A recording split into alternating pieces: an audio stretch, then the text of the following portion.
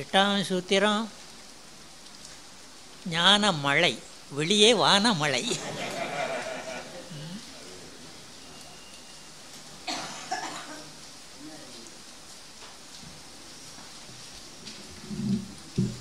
உயிர்களுடைய முதல் நிலை என்ன? கேவல நிலை. உயிர்களுடைய முதல் நிலை கேவல நிலை. அந்த கேவல நிலையில் உயிர்கள் எந்த நிலையிலே இருந்தன? முழு அறியாமையிலே, இருளிலே கடந்த நிலைதான் நம்முடைய முதல் நிலை. இருள் நிலை, கேவல நிலை.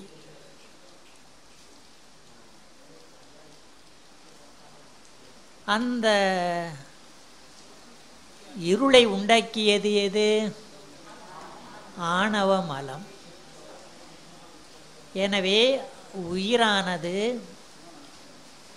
ஆணவத்தோடு மட்டும் கூடிக்கிடந்த நிலை.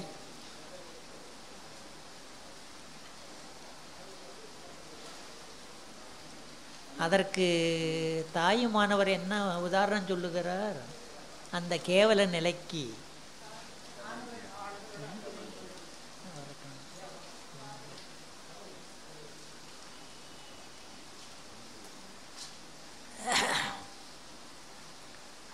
தாயினுடைய கருப்பையிலே கிடக்கின்ற குழந்தை எப்படி அறிவே இல்லாமல் கிடக்கிறதோ அந்த நிலை போன்றது கேவல நிலை.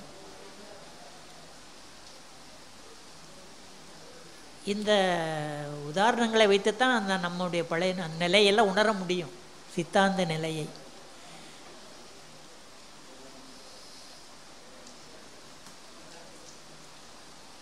ஆனால் உயிருக்கு அறிவு உண்டு, இச்சை உண்டு, செயல் உண்டு.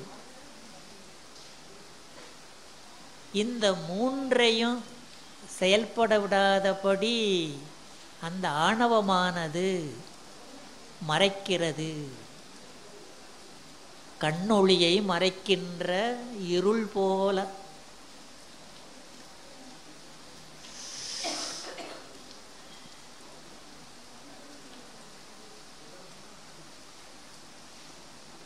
எனவே ஆன்மா, உயிர் தன்னையே உணராமல், தன்னுடைய இருப்பையே உணராமல் கிடந்த அந்த நிலை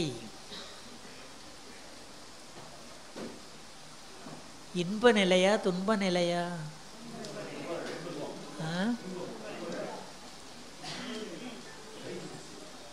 உறக்கத்தில் எப்படி கிடக்கிறோம்? உறக்கம், ஆழ்ந்த உறக்கம் எவ்வளோ ஆனந்தமாக இருக்கிறது.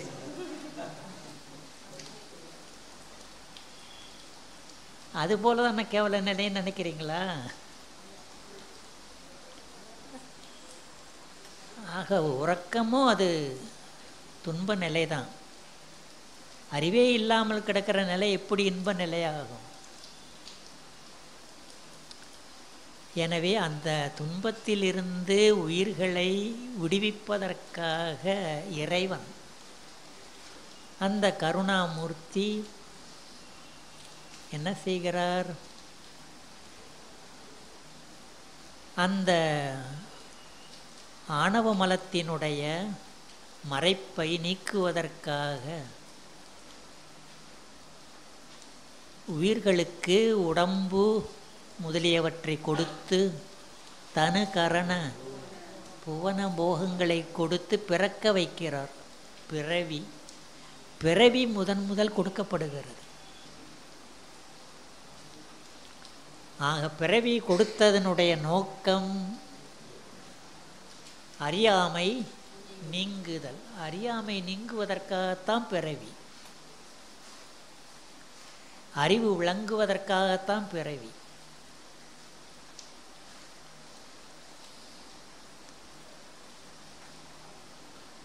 அறிவு எப்போது விளங்கும் என்றால் அந்த ஆணவ மலத்தினுடைய மறைப்பு நீங்க நீங்க விலக விலக அதற்கு ஏற்றபடி அறிவும் சிறிது சிறிதாக விளங்கும்.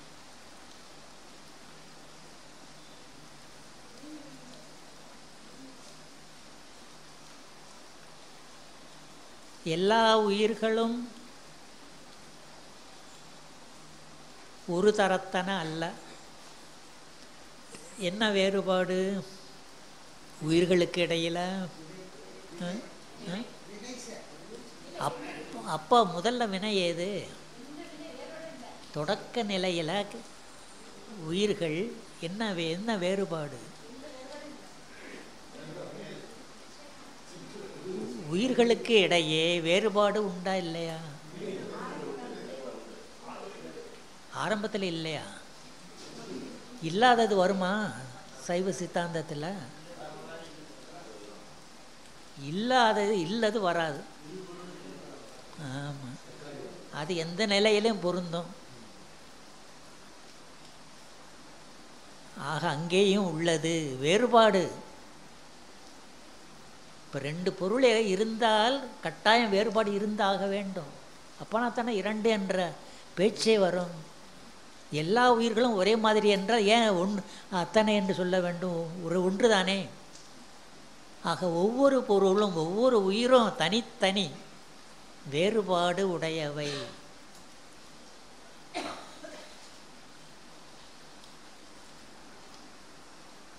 தர்க்க நூலில் என்ன சொல்லுகிறார்கள்? தர்க்கத்தில் இலக்கணத்தால் வேறுபாடு இல்லை என்றால் இலக்கியம் பலவாதல் செல்லாது. இலக்கணத்தால் வேறுபாடு இல்வழி இலக்கியம் பல என்று சொல்லுதல் கூடாது என்று தர்க்க முறையிலே அவர்கள் சொல்லுகிறார்கள். நாம் அதை கொள்ளுகிறோம். ஆக இலக்கணம்னா இயல்பு. ஒவ்வொரு பொருளினுடைய இயல்பில் வேறுபாடு இருந்தால்தான் பல என்ற பேச்சே வரும். எனவே ஒவ்வொரு பொருளும் வேறுபாடு உடையது. எனவே ஒவ்வொரு உயிரும் வேறுபட்டே இருக்கின்றது. என்ன வேறுபாடு? எதில் வேறுபாடு?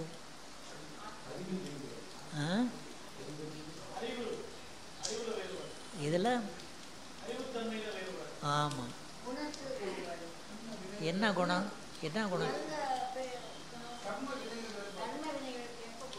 வினையெல்லாம் பின்னால் தானம்மா. இப்போ நான் கேவல நிலையில்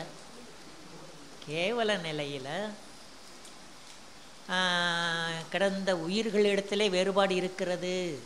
அதற்கு ஏற்பத்தான் ஆணவ மலமும் வெவ்வேறு விதமாகத்தான் மறைத்திருக்கிறது. ஒரே மாதிரியே அல்ல. கேவலத்திலும் கூட கேவல நிலையிலும் ஆணவ மலம் அந்தந்த உயிர்களை அந்த வேறுபாட்டுக்கு ஏற்ப, அறிவு வேறுபாட்டுக்கு ஏற்ப வெவ்வேறு விதமாகத்தான் பிடித்திருக்கிறது. அங்கேயே வேறுபாடு உண்டு. அங்கே மறைப்பிலேயும் வேறுபாடு இருக்கிறது.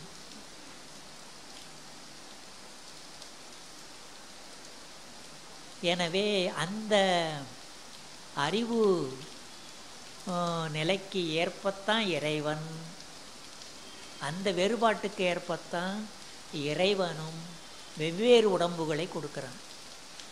கொடுக்கும்போது எல்லாருக்கும் ஒரே மாதிரி வினை இல்லை, உடம்பு இல்லையே.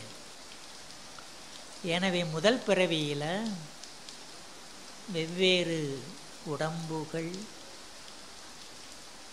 அவற்றினுடைய அறிவு விளக்கத்துக்கு ஏற்ப கருவிகள் கொடுக்கிறான்.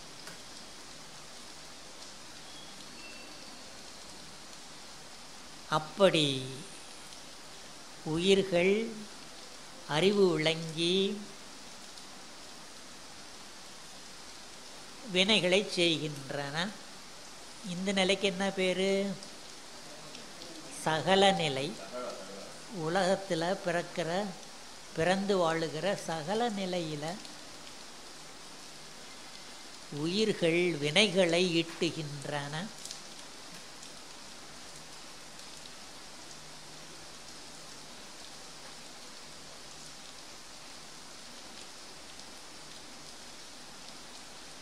வினை என்பது என்ன?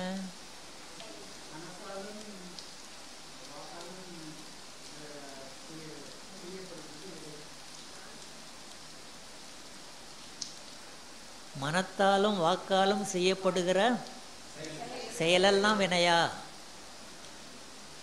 மனத்தாலும் வாக்காலும் செய்யப்படுகிற செயலெல்லாம் வினையா?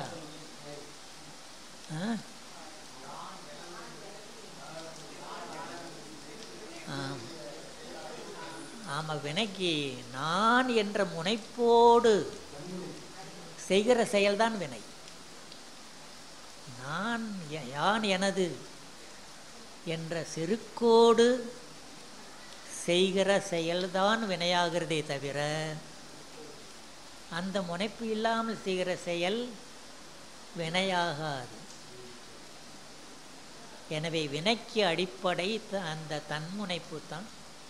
உயிர்களிடத்தில் இருக்கிற தன்முனைப்பு.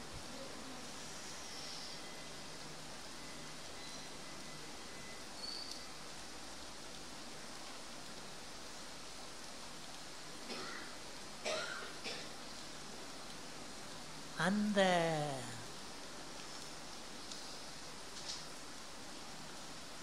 இந்த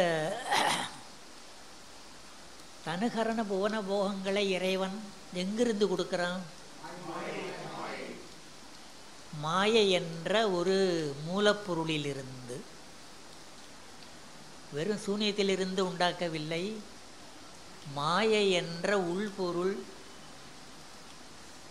எங்கும் நிறைந்திருக்கிற அருவப்பொருள், ஜடப்பொருள்,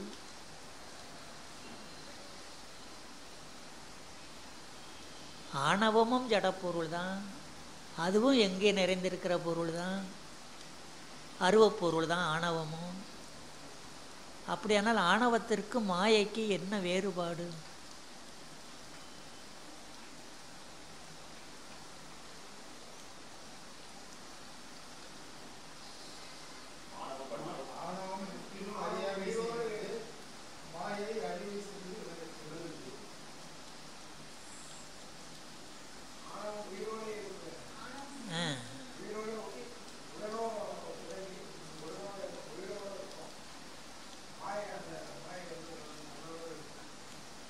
உயிரில் கலந்துருக்கிறதா இல்லை? உயிரோடு மும்மலங்களும் உயிரில் தான் இருக்கின்றன.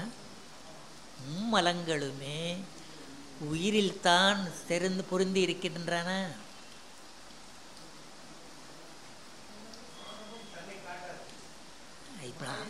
இப்போ அதை பற்றி பேச்சு கிடையாது. என்ன வேறுபாடுன்னா, ஆணவம் இருள் என்று பார்த்தோம், மாயை ஒளி. நேர்மாறானது.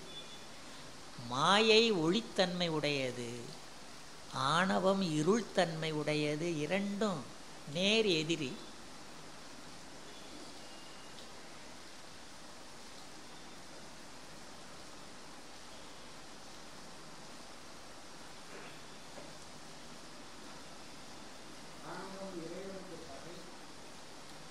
ஏன் உயிர் நமக்கு பகை இல்லையா?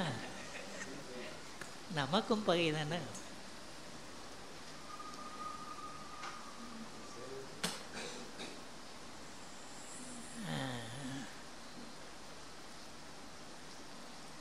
அதனாலே தான் இறைவன் ஆணவமாகிய இருளை குறைப்பதற்காக மாயை என்ற ஒளிப்பொருளை சேர்க்கிற உடம்பு கருவிகளெல்லாம் நமக்கு விளக்கத்தை தரக்கூடிய மாயா காரியங்கள். ஆமாம், மாயா கருவிகள்.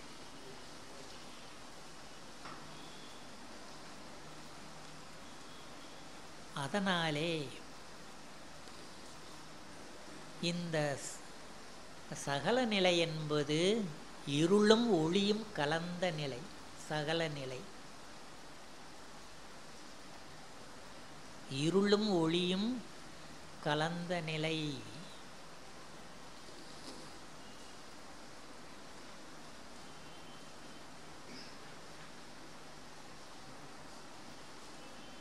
கேவலத்தில் இருள், அது இருள் மட்டும்தான் இருந்தது. சகலத்தில் அந்த இருளோடு ஒளி கூடுகிறது.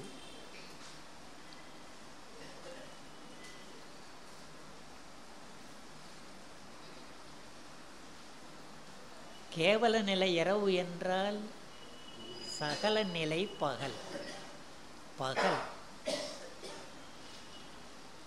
பகல்ல இருளும் இருக்கிறது, ஒளியும் இருக்கிறது. இரண்டும் கலந்த நிலைதான் பகல்.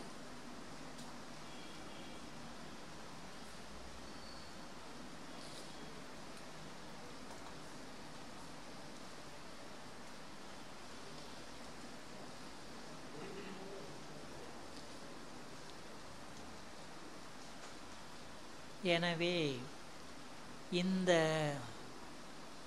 மாயா கருவிகளை துணையாக பெற்ற உயிர்கள் கொஞ்சம் அறிவு விளங்க பெற்று, அறிவு கொஞ்சம் விளங்கின உடனே இந்த ஆணவ மலை என்ன செய்யுது? அந்த விளங்குகிற அறிவை, மாயையினாலே விளங்குகிற அறிவை அந்த ஆணவ மலம் வேறு திரிவுபடுத்துது, மயக்குகிறது, விபரீத அறிவை உண்டாக்குது. நல்ல அறிவை விளங்க விடாமல் விபரீத அறிவை உண்டாக்குது இந்த ஆணவ மலம். எப்படியெல்லாம் சேட்டை பண்ணுகிறது பாருங்க ஆணவம்.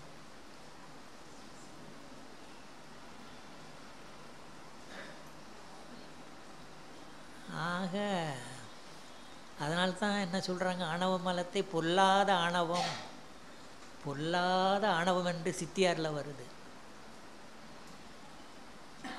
எல்லா அனர்த்தங்களுக்கும் இந்த ஆணவம்தான் காரணம் என்று சொல்லுகிறது. எல்லா கேட்டுக்கும் இந்த ஆணவம்தான் காரணம்.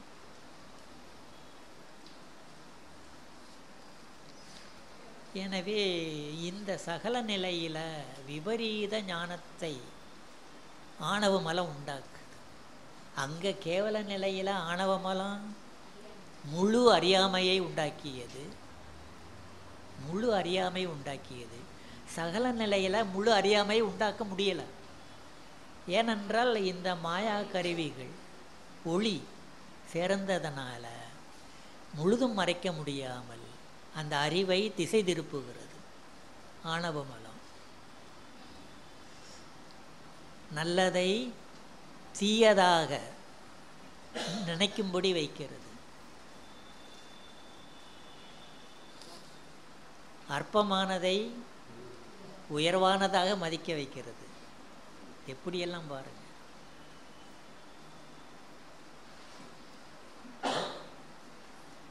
நிலையற்றதை நிலையானதாக மதிக்க வைக்கிறது. ஒரு உதாரணம் சொல்லுங்களேன், எடுத்துக்காட்டு.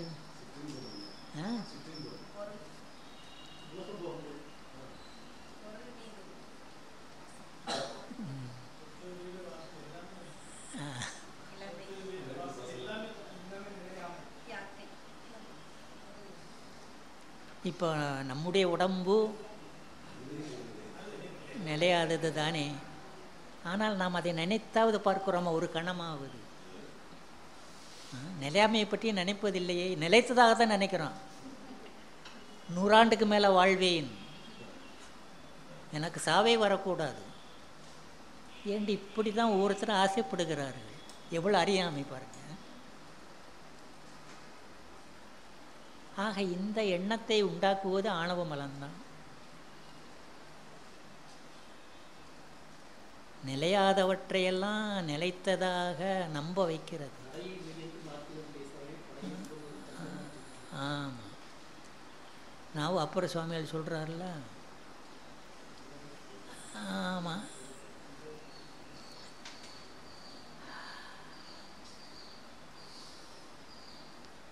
ஆக இப்படி சாத்திர நூல்களை படித்தால்தான் திருமுறைகள் நன்றாக நமக்கு விளக்கமாக விளங்கும்.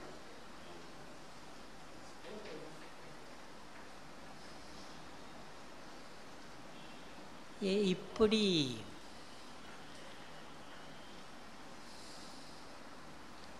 இந்த விபரீத ஞானத்தை உண்டாக்குகிறது மலம்.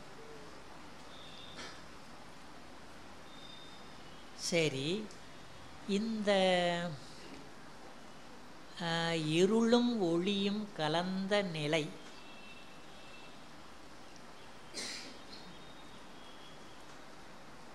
இப்போ இந்த மாலை நேரத்தில் சூரியன் மறைகிற நேரத்தில் என்ன இருள் வந்து மெல்ல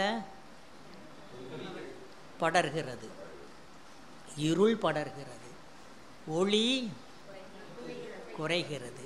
ஆனால் அந்த இது இருளும் ஒளியும் கலந்த நிலை. அந்த மாலை நேரம் இருளும் ஒளியும் கலந்திருக்கிற நேரம். அதனால்தான் மாலை என்றே பெயர் வைத்திருக்கிறார்கள். மால் என்றாலே மயக்கம் என்ற அர்த்தம். மால் என்றால் மயக்கம், மயக்கம் என்றால் கலத்தல். மயக்கம் என்றால் கலத்தல். திருக்குறளிலே சொல்லுகிறார் வள்ளுவர். திருக்குறளிலே தேன்மயங்கு பாலினும்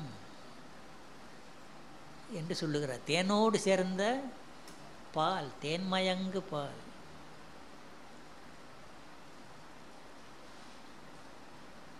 அதை மயங்குதல்னா கலத்தல் தான்.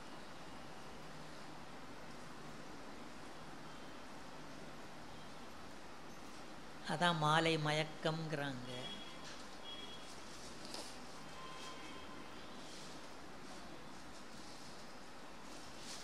இப்போ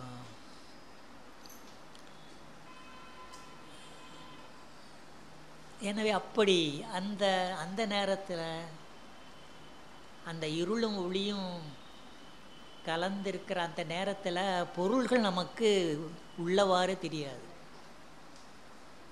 வேறுபட்டு தான் தெரியும். பொருள்கள் தெளிவாக தெரியாது. ஒரு பொருள் இன்னொரு பொருள் போல் கயிறு கடந்த தூரத்தில் பாம்பாக இருக்குமோ என்ற ஒரு பயத்தை உண்டாக்கும். அது எதனால்? அந்த மயக்கத்துக்கு எது காரணம்? இருளா ஒளியா?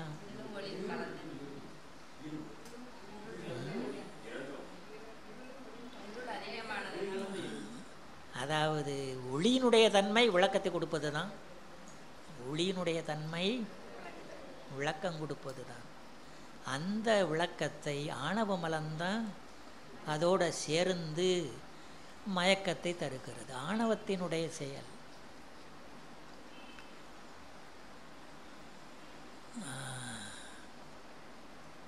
அது அதனால்தான் நம்முடைய அறிவு மயக்க அறிவாக இருக்கிறது. நான் இப்போது அறிகிற அறிவெல்லாம் உண்மை அறிவல்ல. நாம் நினைத்து கொண்டு இருக்கிறோம் நாம் எல்லாவற்றையும் நாம் தெளிவாக அறிகிறோம். நம்முடைய அறிவெல்லாம் மயக்க அறிவு.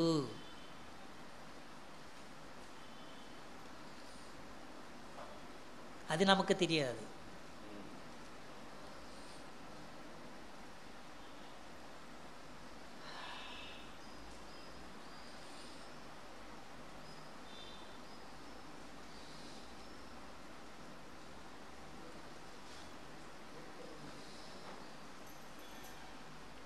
இப்படிப்பட்ட இந்த சகல நிலையில் நாம் வினைகளை செய்கிறோம். மயக்க அறிவோடு கூடி வினைகளிலே ஈடுபடுகிறோம். அந்த வினைப்பயனை அனுபவிக்கிறோம். வினைகளை ஈட்டியும் நுகர்ந்தும் இந்த வாழ்க்கை பிறவி அமைகிறது, மாறி மாறி அமைகிறது.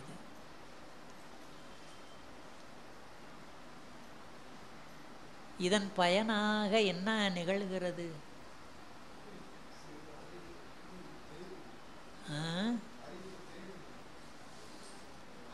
இந்த இறைவன் உடம்பு முதலியவற்றை கொடுத்து பிறக்க வைத்து வினைகளை செய்ய வைத்து ஆணவ மலத்தினுடைய வலிமையை மெலிய வைக்கிறான். சிறிது சிறிதாக அந்த மல ஆற்றலை குறைக்கிறான்.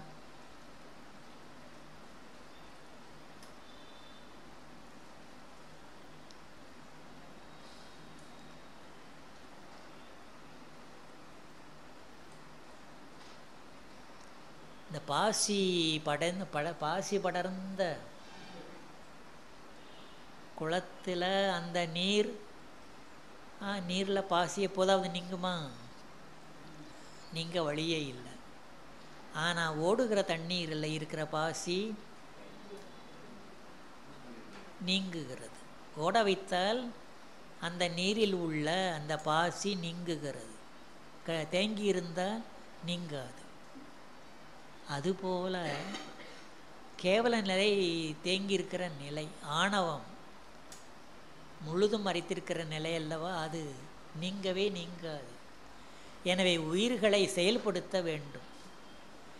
அதற்காக இறைவன் இந்த உடம்பையும் பிறவியையும் உலகத்தையும் கொடுத்து வினைகளை செய்ய வைக்கிறான். இன்ப துன்பங்களை அனுபவிக்க வைக்கிறான். ஆக உயிர்களை செயல்படுத்துகிறான் இறைவன். அப்படி செயல்பட ஆணவத்தினுடைய வலிமை தேய்கிறது, குறைகிறது, மெலிகிறது, குன்றுகிறது. எல்லாம் படிப்படியாகத்தான்.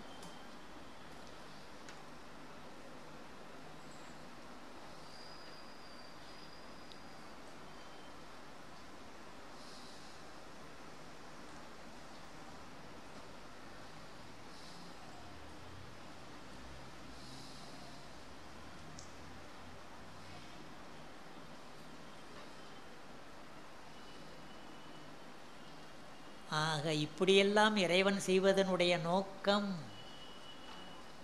மல பரிபாகத்தை உண்டாக்க வேண்டும் என்பதற்காகத்தான்.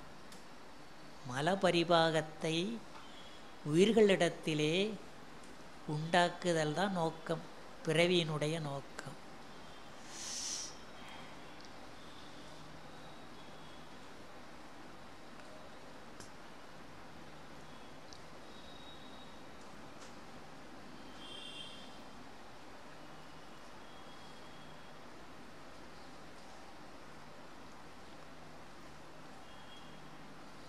மல பரிபாகம், அந்த சொல்லுக்கு என்ன பொருள்? மல பரிபாகம்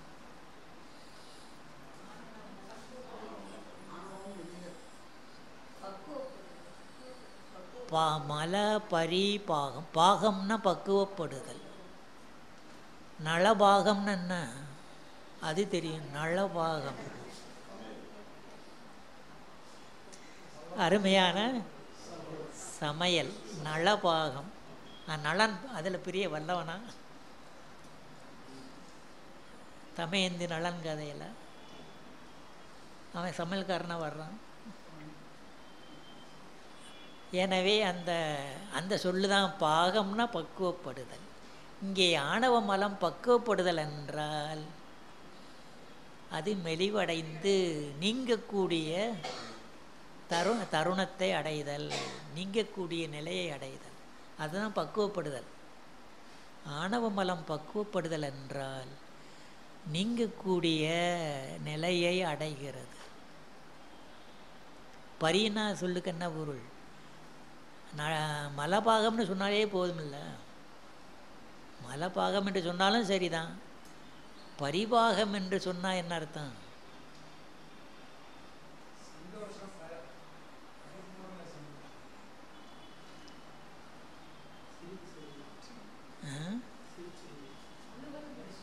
பரிபூரணம்னு என்ன அர்த்தம்? அதான் பரிபூரணம்.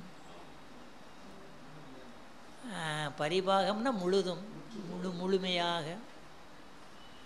பரினா முழுதும். எதை?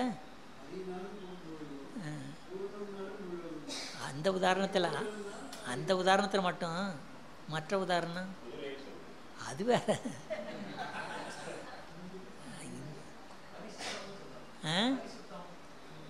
பரிசுத்தம், முழு தூய்மை, பரிசுத்தம், நிறையா சொல் இருக்கு.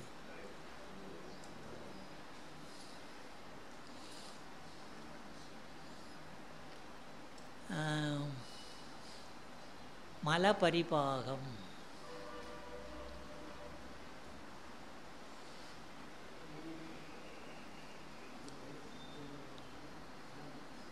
அப்படி மல பரிபாகம் சிறிது சிறிதாகத்தான் நிகழும்.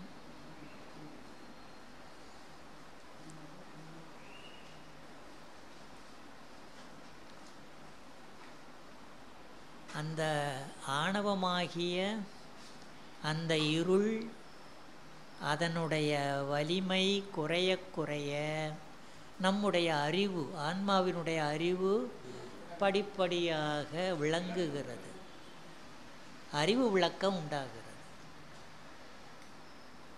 எனவே இந்த உலக வாழ்க்கையினுடைய நோக்கம் அறிவு விளக்கத்தை பெறுதல். அறிவு விளக்கத்தை கொடுப்பது ஏது? பள்ளிக்கூடம். ஒவ்வொரு வகுப்பாக கடந்து கடந்து போய் அறிவு விளங்குகிறோம் அல்லவா? அதுபோல இந்த வாழ்க்கை என்ற பள்ளிக்கூடம், கல்விச்சாலை, அறிவை உண்டாக்குகிற கல்விச்சாலை தான் உலகம். அதுதான் உலகத்தினுடைய நோக்கம்.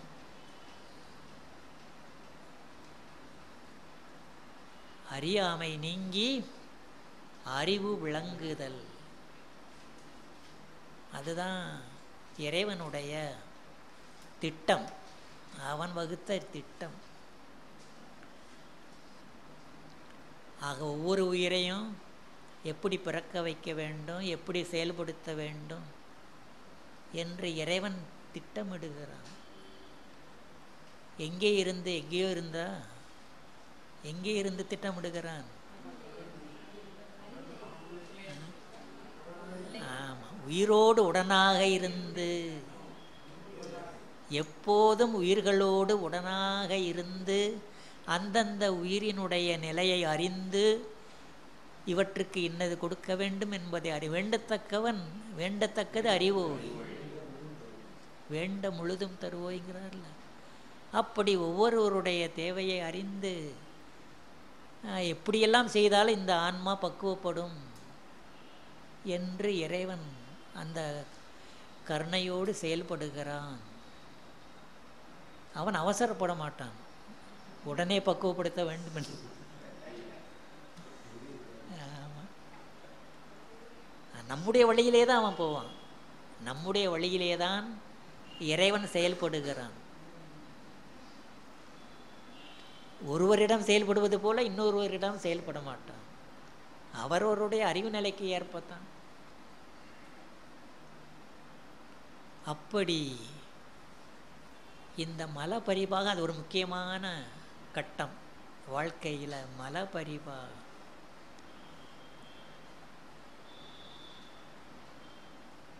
அது ஒருவருக்கு ஏற்பட்டிருக்கிறது என்றால் என்ன அடையாளம் அதற்கு? மல பரிபாகம் ஏற்பட்டது என்பதற்கு என்ன அறிகுறி?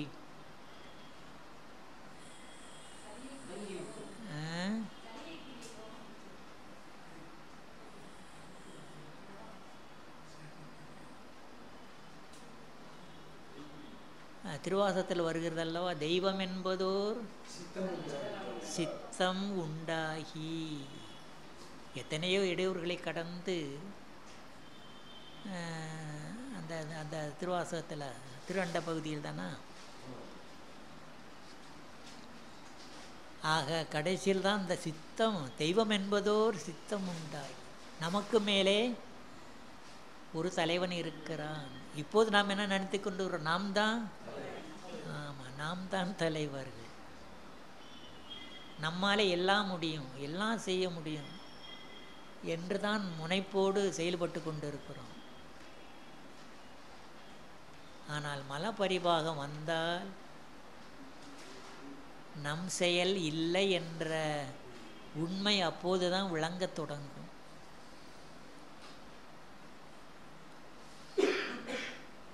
என் செயலாவது யாதொன்றுமில்லை, இனி தெய்வமே உன் செயலே என்று இருக்க பெற்றேன். பட்டினத்தாராமா, என் செயலாவது யாதொன்றுமில்லை.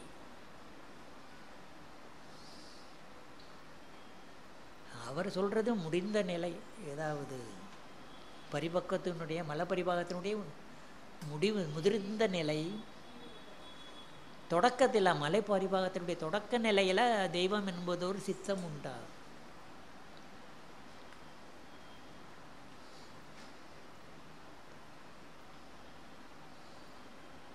அந்த நிலையிலே தான் அது இறைவனை வழிபட வேண்டும் என்ற விருப்பம் நிகழ்கிறது.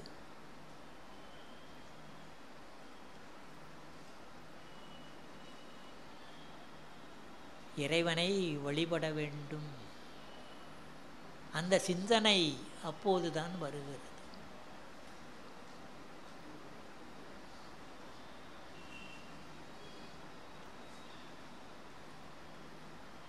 அப்போது இந்த உலகத்தின் மீது, உலகப் பொருள் மீது முன்பு இருந்த நாட்டம் குறைகிறது, உலக நாட்டம் குறைகிறது, ஒரு உவர்ப்பு உண்டாகிறது.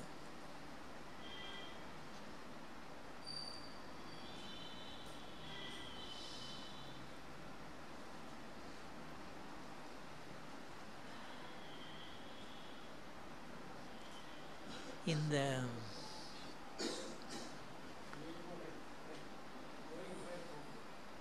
சிவபோக சாரம் என்ற ஒரு நூல் கேள்விப்பட்டிருக்கிறீர்களா? சிவபோக சாரம் யார் எழுதுனது?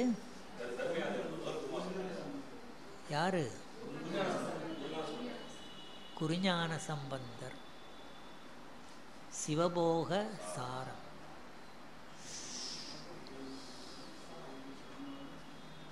அதில் மலபரிபாகத்தை பற்றி ஒரு பாட்டிலே சொல்லுகிறார். மலபரிபாகத்தினுடைய அறிகுறிகள் யாவை என்று சொல்லுகிறார்.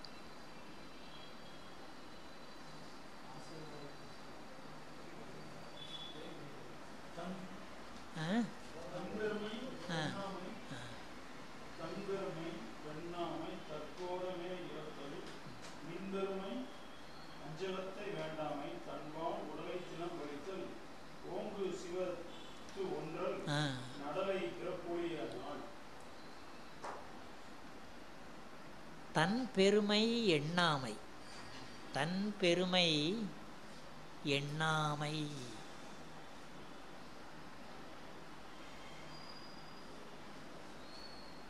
ஆக இப்போது நாம் ஒவ்வொருவரை எப்படி நினைத்து கொண்டிருக்கிறோம்? நான் தான் பெரியவன், நான் தான் பெரியவன், எனக்கு இணையான யார் இருக்கிறார்கள்?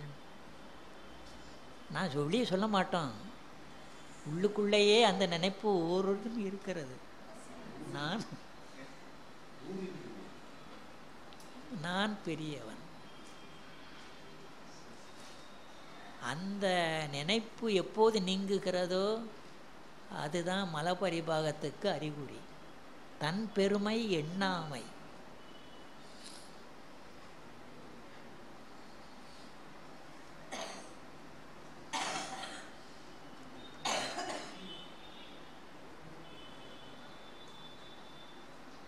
அடுத்து என்ன சொல்லுகிறார்? தற்போதமே இரத்தல். தற்போதமே இரத்தல். தற்போதம் என்றால் தன்முனைப்பு, இரத்தல்னா நீங்குதல், இறந்து போதல். தற்போதமே இரத்தல். தற்போதம் கெடுதல், தன்முனைப்பு கெடுதல். தன் பெருமை எண்ணாமை, தற்போதமே இரத்தல். மூன்றாவது மின் பெருமையாம் சகத்தை. மின்னல் போல நிலையற்றதாகிய இந்த உலக வாழ்க்கையை மின் பெருமையாம் சகத்தை வேண்டாமை.